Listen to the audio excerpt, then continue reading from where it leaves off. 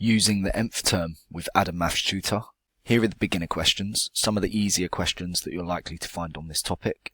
Each of the following gives the nth term of a sequence. The nth term is an algebraic formula that describes the position of terms in a sequence. It allows you to calculate any term in the sequence without having to list all of the terms. For each of these sequences, we need to find the first 4 terms and the 100th term. The first nth term is 4n minus 2. N stands for the position, so if you want to find the first term in the first position, we substitute n for 1. 4 multiplied by n, which we replace with 1, minus 2 is equal to 2, meaning that 2 would be the first term in the sequence. To find the second, 4 lots of replacing n with 2 is 8, and taking away 2 will give me 6.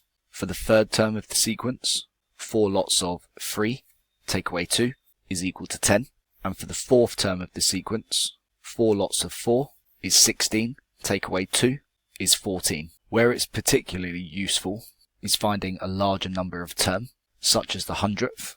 This can be quickly found by doing 4 multiplied by 100, which is 400, and taking away 2, which is 398. This removes the need to find all of the terms up to the 100th term, and allows me to work it out using one calculation. For the second nth term, we have 100 minus 3 lots of n, so the first term would be 100 minus 3 lots of 1.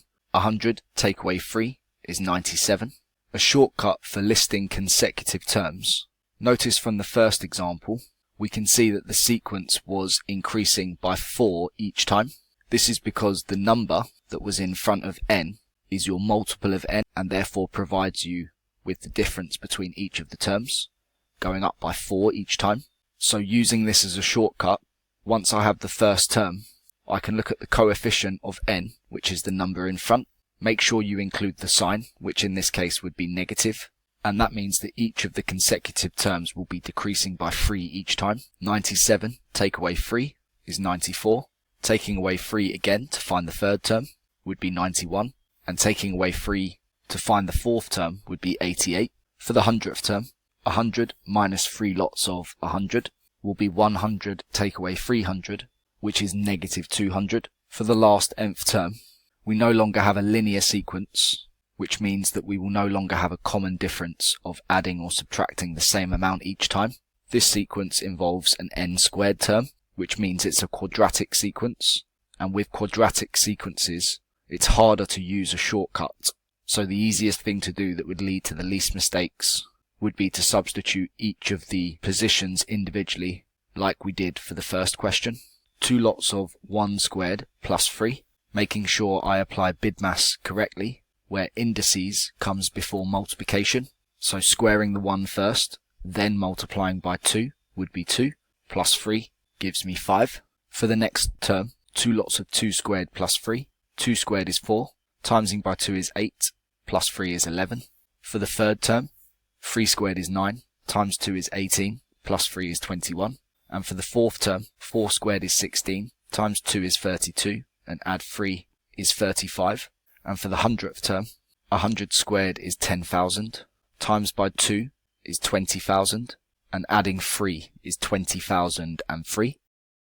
On to the intermediate questions with an increase in difficulty. The nth term of a sequence is 4n plus 5, which term has the value of 41.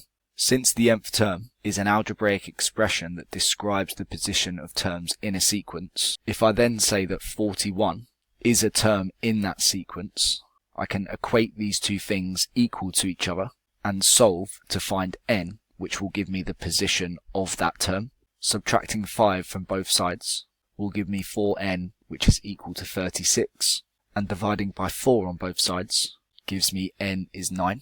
Therefore, 41 is the 9th term of this sequence. A similar type of question, but worded slightly differently, is which is the first term to have a value greater than 100.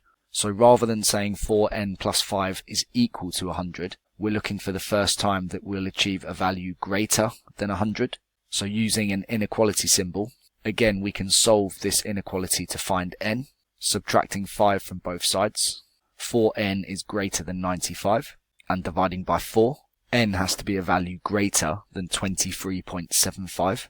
Therefore, the first term greater than this would be the first whole number larger than 23.75, which means it would be the 24th term. For the next question, we have to do something similar, but this time we have the nth term of a quadratic sequence, where 2n squared plus 1, and in this case we're looking for which term has the value of 73. So equating these two equal to each other and solving to find n, taking away 1 from both sides, 2n squared is equal to 72. Inverse BIDMAS would require me to divide by 2 first. N squared is 36, and square rooting gives me n is positive or negative 6. Since I can't have a negative term, my answer must be positive 6. Therefore 73 is the 6th term of the sequence. Lastly, which is the first term to have a value greater than 90? 2n squared plus 1 is greater than 90. Taking away 1 is 89. Dividing by 2 is 44.5, meaning that n has to be a value larger than 6.67, and the first term to fit this criteria would be the 7th term.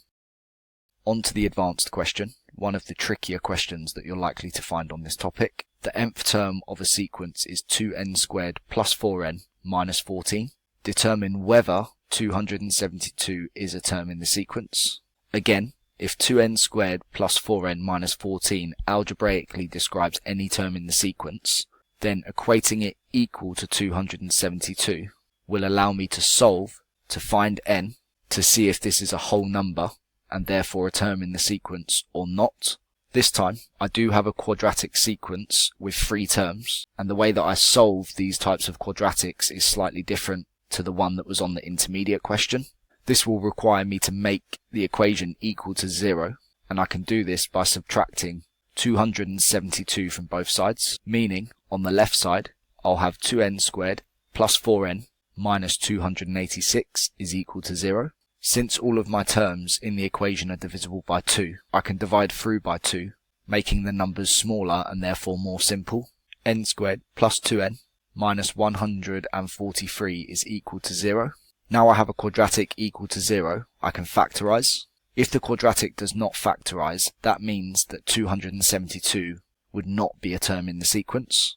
It may be on a calculator paper, and you would be able to use the quadratic formula to prove that your solutions for n were not whole numbers. In this case, the quadratic does factorize. Looking for numbers that multiply to give me negative 143. Looking for numbers that multiply to give me negative 143 and add to give me 2 would be positive 13 and negative 11. Therefore, my solutions for n are negative 13 and 11. Since we can't have a negative positioned term, I can exclude my solution of negative 13, therefore meaning 272 is the 11th term of the sequence. Here's a question that I've completed earlier. It appears as though I've made some mistakes. Pause the video, see if you can spot what they are, and write some corrections in the comments below. Thanks for watching. If you found that video useful, don't forget to hit the like button and leave a comment. If you're struggling with topics or finding maths difficult, subscribe and turn on notifications to receive regular updates about new video tutorials and other useful content. You can visit and follow all of my socials by clicking the links in the description below.